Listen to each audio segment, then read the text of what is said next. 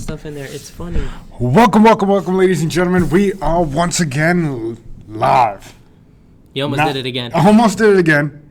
Take two of it. We are not in the Bear Cave studios. We're on location. This is the brightest cave I've ever been in, if it's a cave. Brightest we got. Giving you guys a midday scoop here today from, what do we call this? Our 9 to 5, our real 9 to 5. This is unfortunately our 9 to 5. Yeah. But before we get started, let's just throw this out there. We'll take a little video of this as well while we're doing it. The hell are you taking a video of? But to our boys at the Yeah, That's a Fact podcast, we put out the challenge to you guys. I think we did. You did. I did. You did. They said we don't want no smoke. Now I got to cash that check, but continue. We want all the smoke. All of it. And we will finish the league 1 and 2. Yeah, but we all know who's going to be 1. We'll put a little friendly podcast wager out there. Yes. We'll come up with something for when we do a joint episode with them. We'll do like a little collab episode. But yeah, that's a fact. You've been put on notice. The frenzy's coming. But yeah. We've been challenged. We have been challenged. It's been laid out. Well, I kind of set the challenge. They were talking about fantasy football on their. Well, that was rude. Sorry. Stay on your side of the. This is the boundary line. This is the boundary. You do not pass the boundary. All right, my bad. It's okay. But they were talking about fantasy football on their podcast, their last episode. So I had to throw out a friendly challenge from us here at the Frenzy. So guys, stay tuned for that. But I don't know if it's going to be much of a challenge. I consider it more of a slaughter, but all right. We could call it a challenge. Call it a challenge.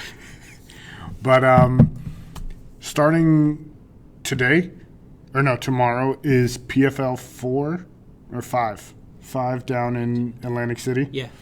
PFL 5. So we'll have our boys at the Yeah, That's a Fact podcast, the Fight Dialogue podcast, come on and give us a little recap of the show. Are they going? They're going to this one live too? They are going there live. Yep, must be nice. They are already down there. But we have some UFC news. We had the latest in the Jon Jones saga. He had no idea where you were going with that, but I do. Now I know what you're talking about. He was charged with I don't want to say misdemeanor, some domestic battery charges, which can be or may not be true. We do not know the full extent. We do not know. And John is denying the charges. I just think it's a black eye on his continued career of what he's been doing. Like it's just not a good look. It's not a good look, and unfortunately for him, he doesn't get the benefit of the doubt because when you are in trouble as much as he has liked to get in trouble in the past, nobody's going to give you a flyer or, it might not have been him, stories might not be true. If you go out and get in trouble multiple times, the chances are the next time that your name is in the news, whether fair or unfair, you're probably going to get pinned as the bad guy. Yeah. And it doesn't help that people know his past, they know who he is. And with everybody trying to make a quick come up nowadays, you see Jon Jones, maybe you know he's a hothead, maybe you know he's a magnet for trouble, and you try to push his buttons a little bit more than you might push the average Joe just to get your 5 minutes of fame, get some money out of the whole ordeal. So it just sucks all the way around. You just hope that his name gets cleared up and he doesn't have to have any outside of the ring issues that causes delays in him getting back inside the ring. Right. Or octagon, rather. Especially since last fight. It was a pretty close fight with a guy on one knee. Yeah. I'm not going to say a win's a win in the UFC, but if you're fighting a guy on one knee, he should have finished him. He should have finished him. Yeah. Especially if you're going to go and proclaim yourself as the best fighter in the history of the sport. Yeah, the GOAT. And then this weekend we have Ortega Or no, sorry, not Ortega. We have Holloway versus Edgar. I like Ortega, but he just ain't Ortega, fighting this week. he got the business from Holloway laid the boom on him. But Holloway coming off a loss, going against one of our former champions in Frankie Edgar, who's now past his prime. Yeah. I think this should be an easy walkthrough for the blessed one, Max Holloway. Okay. Yeah, man, I love watching Max Holloway fight. Yeah. I mean, if you're a fan of the UFC, you have to like what he brings to the table. He's always willing to trade blows. 9 times out of 10, there's a round where he just sits in the middle of the ring and goes, all right, I'm not going to duck, I'm not going to dodge, I'm not going to weave. We're just going to throw hands. Yeah. And it's funny because if you look at the way he's built, you don't really look at him and go, wow, he must, punch really hard. Yeah. But dude's got dynamite in both hands. He does. And that is true. he will lay them paws on you and put you to sleep. 100%. So anytime Max Holloway steps into the octagon, I definitely like to watch. I also feel like with all the access they give to these fighters, it's really easy to pick fighters that I like his personality, don't like his personality. And you have to have ones that you like and dislike. It adds to the drama and intrigue of all the fights. So Max Holloway's a guy that when I hear him talk, or even when he's just talking crap to the other fighter, I just like the way he come across. Right. And he's a guy who didn't necessarily start his career off. Some of these people start 9-0, 10-0. Yeah. He was a guy that really, at the beginning of his career, suffered a couple losses, a couple setbacks, and then he went on this 13-fight win streak at the division that he's fighting at, which I think is 145, if I'm not mistaken. Is he yes. after this fight? I think he's back down to 45. He's on a 13-fight win streak in this division anyway. So it's just cool to see a fighter who you got to see kind of grow up in front of your eyes as far as coming in, some adversity, and now he's the cream of the crop at that weight class. So. Yeah. And then also we had the devastating news of the boxer losing his life. Yeah. On Friday. Friday post-fight, he lost his life, I believe it was Tuesday morning. Yeah, I think the update came to my phone. I want to say Monday. Yeah, I want to say Monday. It was Monday. That's tough, man, because these guys go in as warriors, and you can see that his corner was pleading with him. Yeah. To say, look, you're getting hit too much. Please, let us stop this fight. Yeah. And eventually that's what the corner did in the 11th round. I think it's going to be tough for those trainers because they're always going to live with that on their conscience as far as what if. Maybe I should. What if we stopped it sooner? Maybe I should have thrown the towel in the 10th instead of the 11th round, and he would still be here today. But that's a risk that, unfortunately, all these fighters carry with them in their occupation. And to be honest with you, that's what holds a lot of intrigue in the sport, like boxing, like UFC. Right. It's the ability for these people to do things physically, whereas giving punishment or taking punishment that the normal human being just couldn't do, right? Like if 99.9% of people get hit in the face the way these guys get hit in the face, they're dropping. In the fetal position, it's a wrap. These guys manage to tough it out, and unfortunately, I think that when you build that type of mentality up, you're able to push to that threshold and go in a place that not many people can go. So for a fighter like him, like I said, a normal person probably would have been out 3 or 4 rounds earlier. But because you're a fighter and because that's what you do for a living, you feel like there's no obstacle you can't overcome. Right. So unfortunately for him, and it's not the first, unfortunately it won't be the last. Yeah, man, it's a sad thing to see. I know from a competitive standpoint, that other boxer must feel pretty bad too. At the end of the day, you want to win, but you ultimately would love. Kill somebody. Yeah, you would ultimately love for there to be no long-term effects. It's just, it's hard in a sport as physical as boxing. It's just what comes with the territory. Sometimes is there's going to be injuries, and in this case, it was a lot more severe than anyone would have liked to see it. Yeah. So. And then also over the weekend we had PAquiao defeating Thurman. See, you could flip the switch just like that, right? Yep. You go from a sad and devastating story to one where, I'll be honest with you, I know Thurman had a long layoff. Right. But I was not anticipating Pacquiao pulling that one out. Yeah. You know, fighting an undefeated fighter. Thurman was running his mouth a lot. He was. A lot. Trying to get... That's the thing. Trying to get into someone's head like Pacquiao, who's a seasoned... not even a seasoned veteran at this point right now, right? He's like an ageless wonder. Yeah. Still being able to throw... 40-something years old now? A governor, a singer, a boxer, the man... knows no bounds. Does it all. Yeah, so... Jack of all trades. Yeah, so for him to be able to end... I think that's one of the most impressive wins in Pacquiao's career. Right. When you take into account who he fought, the time he fought this guy, because Thurman, like I said, with the layoff, he still was entering, quote-unquote, his prime. Right. So for Pacquiao to be able to put an end to that, I think... As far as him being undefeated and all that, I think it's a testament to the type of fighter Pacquiao is, the incredible shape that he keeps himself in. Right. You got to wonder when he's just going to hang it up, right? Yeah. But, well, what's next? Is it Floyd? Is it the winner of Spence and Porter?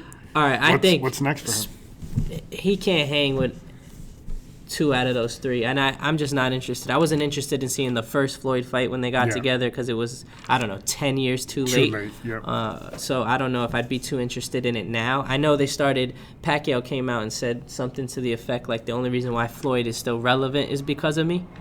So I don't know if that's him just trying to drum up some drama. Yeah, drama, get another big payday.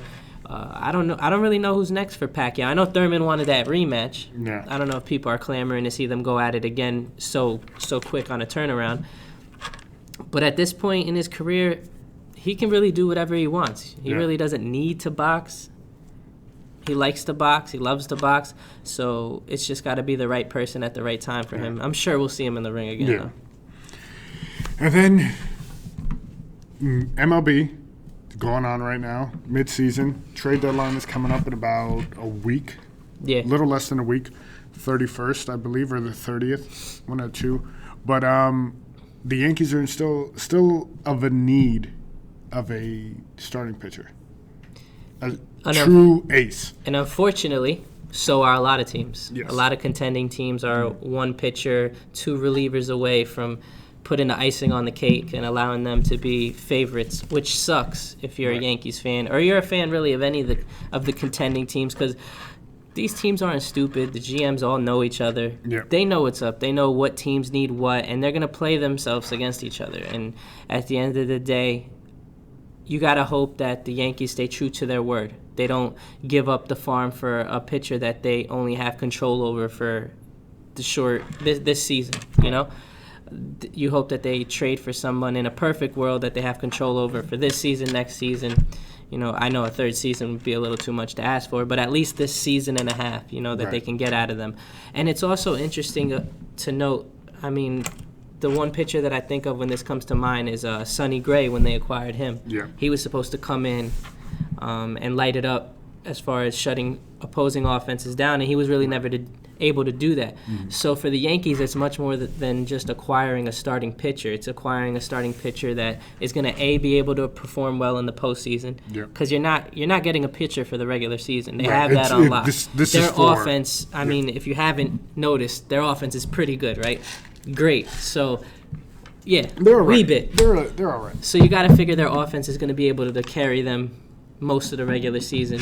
What fans are worried about is in the postseason when you face a team like the Astros and they're throwing out studs on the pitching mound, are you going to be able to match that? Right.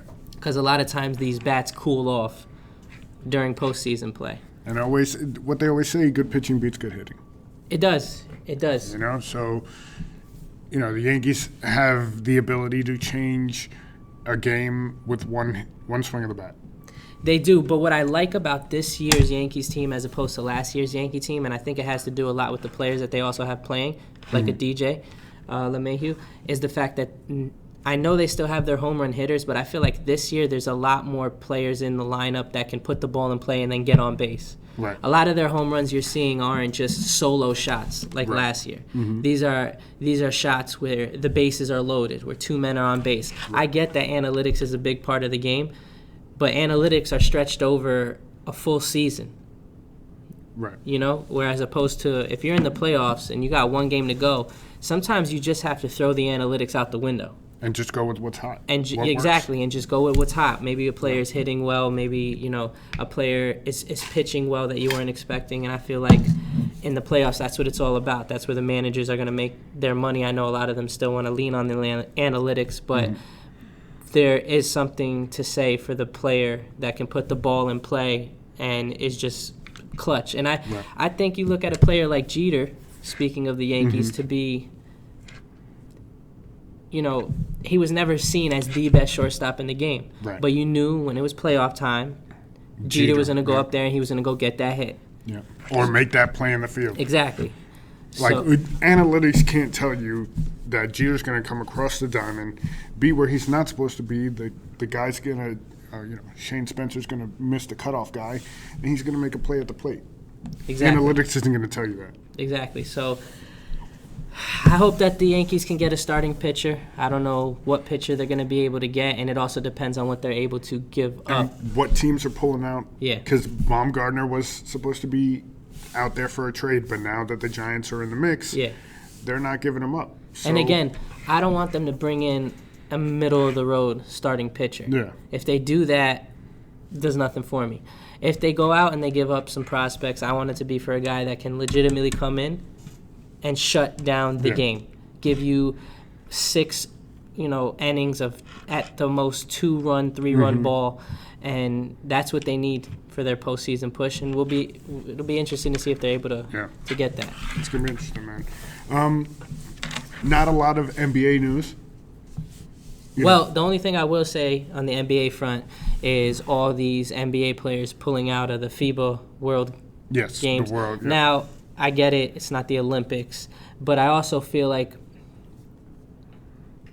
they did such a good job of getting a lot of these players to commit because there was a time, USA, their top players just weren't going. Yeah. If it wasn't the Olympics, they weren't showing up at all. Even in the Olympics. Yeah, that's true. There was there were some years where we necessarily didn't get the best. We sent the best talent over there because our B team, while the world is catching up, is still better than every country's A team. But what they've been able to build now with Team USA is that continuity where players are starting to spend their summers playing together. So when they go to the Olympics, it isn't the first time they're all playing together. True. So it'll be interesting to see what players go and how they perform. I know Kyle Lowry is staying in, but Kevin Love was another player who pulled out today. Damian Lillard is no longer going. And a lot of the bigger names also, even Zion, who hasn't really done anything in the league as of note. And I think it's smart, for the record, for him not to go because you hear all this commotion about him maybe not being in the best basketball shape. Yep. So I think it is smart for him. Yep. Stay local, stay with the Pelicans training staff, get yourself in the best playing shape he possibly can so that he's ready to go for the season. Yeah, I completely agree with you. And speaking of Zion, he signed a multi-year deal with the Jordan brand. He's going like this. So he's right here. 7 going years, to get $75 paid. million.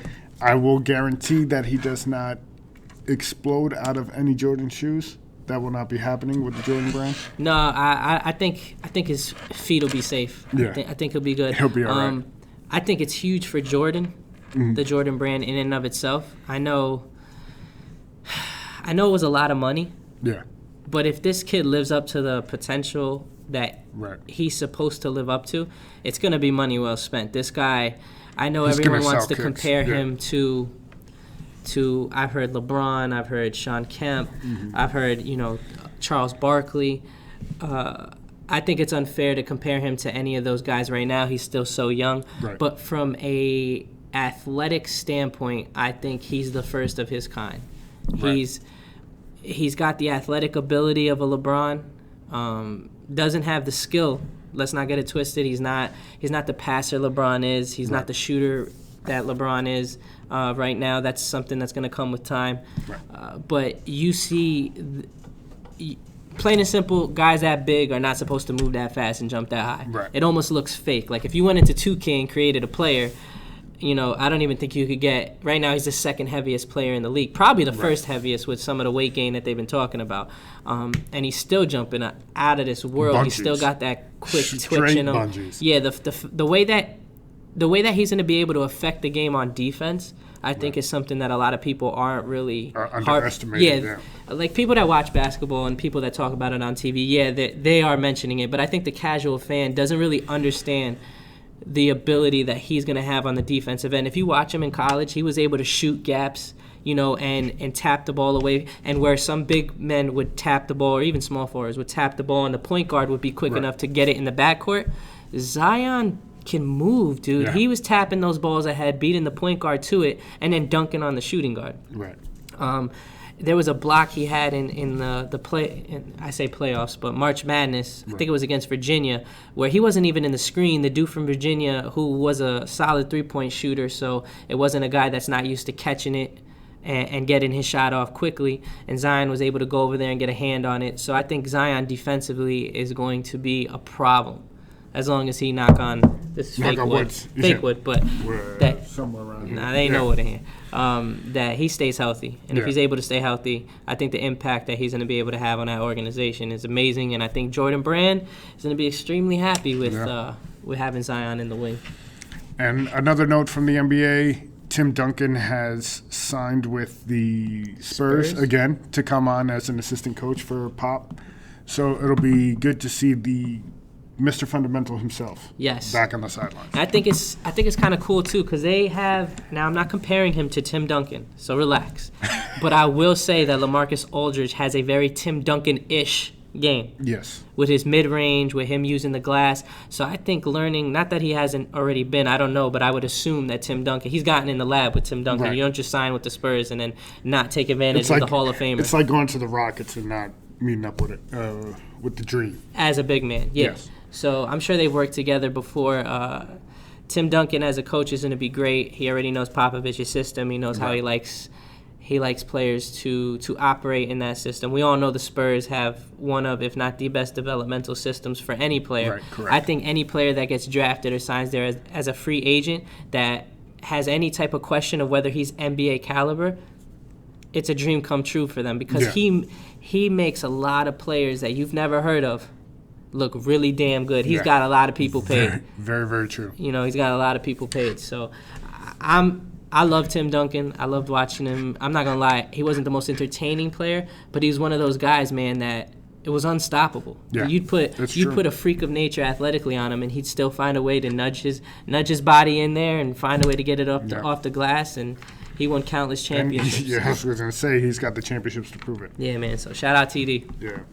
And our bread and butter, NFL, just to let you guys know, coming up in the next couple weeks. I just want to reiterate, we're going to smash them in fantasy football. Continue. Straight murder is what they're calling it now. I mean, we're friends. Don't get me wrong. I still like you guys. But as a true friend, I'm going to have to do it to you. Yeah. Continue. I'm sorry. It's coming. I'm sorry. But we are going to be breaking down each division, and we'll give you guys our thoughts on each division coming up in the next couple episodes. So stay tuned for that. We'll break down. If he comes out and says that the Bills are going to do anything in their division, what do you think the Bills are going to finish? I'm not delusional, man. I know what they're doing. No, but what do you think the Bills are going to finish? I think they'll finish second in that division. So you think they're going to finish ahead of the Jets. The Jets. And Miami. Okay, yes. Miami I'll give you. Yes. All right, Miami, let's be honest. The only team they can beat for whatever reason is the Patriots when they go to Miami. But other than that, I ain't worried about Miami. I do think that second place, though, between the Bills and the Jets, it's going to be a battle, but I think... No, I think it could be interesting. I'm not totally discrediting you guys. I think it'll be interesting. I just think that I like to see you more sad than happy when it comes to the Bills. Wow, okay. Yeah, so I think the Jets are going to pull it out. So I just want to let you know this. Our friends over at That's a Fact podcast, one or two of them may be Giants fans. I just want to drop that little nugget. Oh, that's fine. I listen. I have no beef with Giants fans, bro. Mm-hmm. Go look at our record against them the past 5 years. We're good, man. Right. In fact, I enjoy playing the Giants. That Eli Manning look he gives. Oh, we have a little bit of a rebuttal from our friend Ali Al. Wow, he answered fast. Let's play this for you guys. Oh, yeah. Challenge has been accepted. We want all the smoke. That's a fact. It's taking number one. Just know that. Sports Frenzy is going down. One, I hope he's not driving when he's doing that, because that's not safe. Two, I mean, like I said, listen, we're gonna have the draft. We'll even do an episode after the draft, or maybe during the draft, showing the picks. You guys can say who you think has the better team. Yeah.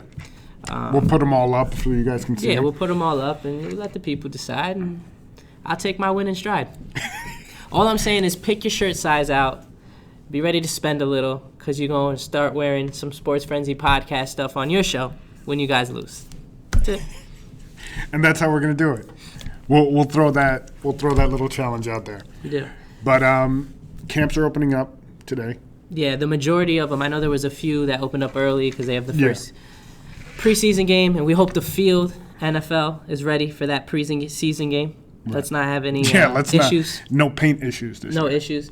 I think more than half the league opened up today, and a lot of it is going to be the weigh-ins. Yeah. But like the NFL, and this is probably why we love it so much, tends to do, there's always a bomb that happens. There's always a bomb. And today it was Mike Daniels from the Packers. He gets cut, Pro Bowl player, still a difference maker, and they cut him. Still can be serviceable to any team. Yeah, and they cut him. They cut him, and it's interesting because a lot of the teams have done their spending already. So it'll be interesting to see what teams have money. And from all accounts, he wants to go to a contending team. I know they mentioned the Browns. He has a lot of ties within the Browns organization right now. So that would be another player that the Browns might add. And the Falcons. They just lost their big man up front. End of the year. They did pay, but the only thing with the Falcons is they did tie a lot of money up with Jones. They have tied a lot of money up. Grady Jarrett, and I know they want to get Julio's contract done. So, again, I'm not sure how the money works out. I know you don't want to hear it, but the Patriots could use a defensive tackle. And the Bills could use one, too. Again, I preference it by saying he wants to go to a Super Bowl contender. I get it, Joe. We suck. We haven't been to the Super Bowl since the 90s. We just made the playoffs 2 years ago. I get it. You guys made the playoffs 2 years ago? Yes, we did. What happened that game? You know what, man? I'm just... Keep going. Keep going. Get out of there. I just want to... 2 years... Was that Super Bowl 52? Was it around that year? Yes. Who won that Super Bowl, Joe? Who won it? Please. It was a good game. Tell. I'm just saying it was a good game. Tell us who won the Super Bowl. It was a good game. It was a good game? It was a good game. No bias on this show. No bias. No bias. Yeah, right. Shit. Ain't that some bullshit? But we also had the news breaking of Adrian Peterson now being in big debt due to some poor investments. People taking advantage of him, quote unquote. Yeah. But $100 million, man, that's a lot of money to blow through. So, let's be honest, we'll really never know the truth, right? Like, people could come out and say it was people taking advantage of them, and that might be true, it might not be true. Right. But you also got to look at it from both perspectives. I mean, for a player, on one end, you're like, dude, how could you let somebody take advantage of you? Right. Like, you don't keep track of your money. But a lot of these people don't come from money, so they try and hire people that know what to do with their money. Right. And have no idea. And all they know is that their stuff is getting taken care of, right? Mm-hmm. Their bills are getting paid. They haven't gotten evicted. So stuff must be good. Right. And then they take a look at it a few years down the road and realize their financial advisor's been hosing them every month for $200,000, $100,000. And when you're making, I was thinking like 50 mil. That's more like basketball, but whatever, 20 mil a year, 16 mil a year. If someone's taking $100,000 off of it and you're not really meticulous and paying attention, you're not going to feel that $100,000. Or they're taking 2-3 G's a month. Yeah, you're not really paying attention, and there's that's a drop in the bucket. So I feel bad for players like that. They've worked their butts. Now, don't get me wrong, I don't feel bad for the player that goes and blows it all. Yeah. If indeed someone is taking advantage of him, though, I mean, that sucks. Right. They've worked their whole life. They put their health and future on the line to play a sport they love, but to also, I mean, come on, you want to get that NFL check. Yeah, man. You trying to make that money. So to hear that he's $100 million in debt, I mean, you have to think he loves the game, but that might be why he keeps coming back. Yeah, I know he had a good year last year. We'll see how many carries he gets now that Geis is healthy, and we'll see what their QB situation's like because they might be running the ball a hell of a lot. Yeah. But yeah, man, I hope Adrian Peterson gets his stuff figured out. Maybe he sues whoever was taking advantage of him, and they can recoup some of that money. So before we shut the show down for today, you got any last words for everybody? Trying to think of anything we might have missed, but I think we did a pretty good job. Yeah, we did a pretty good job on a condensed episode of the Frenzy. When we're here, like we're in a classroom right now. Yeah. You know, he's nice. You know, he brought in his nice shirt to change it. You know, repping PR, hashtag. I'm not changing for y'all. I'm just not. It's a lot of work to get out of dress clothes into normal clothes. So that ain't happening. But we figured, you know, we'd be able to bring more content if we kind of pushed it to work, especially in the summer hours. You know what I'm saying? So it's cool that we get to do it, and hopefully we can churn out a few more episodes. And I mean, football's coming up, and that's kind of the whole reason why we started doing all of this. That's our bread and butter, man. Yeah, so I'm excited for the season. I hope the MLB, by the next time we do an episode, has some type of big trade coming. The NBA's been doing a good job. You never know. I know the Wizards they're expecting to offer Bradley Beal that full max contract. But if he says he wants out, keep an eye on that. You know, there might be a team last minute that tries to reach in and snag him for this arms race that is the NBA this upcoming season. But other than that, man, another episode down the hatch, and it was cool. Yeah, man. That's pretty much it from us. We'll catch you guys hopefully later this week. Maybe we'll bring an episode to you guys on the weekend. I'm down this week. As soon as he's done being Dad of the Year, he can carve out some time. And don't worry, just for y'all, you know, this was take 2 of the intro, and I'm going to work on getting take 1 out there because it was hilarious. We'll get take 1 out for you. We will, right? We'll okay, post it because Fred wasn't speaking English. It wasn't Spanglish. It wasn't Spanish. Definitely wasn't English. So that was fun to watch you trip on yourself like thanks, that. Man. Thanks. But we'll catch you guys later this week. www.thesportsfrenzypodcast.com for all the info, YouTube, all that good stuff. We'll catch you guys later. Peace.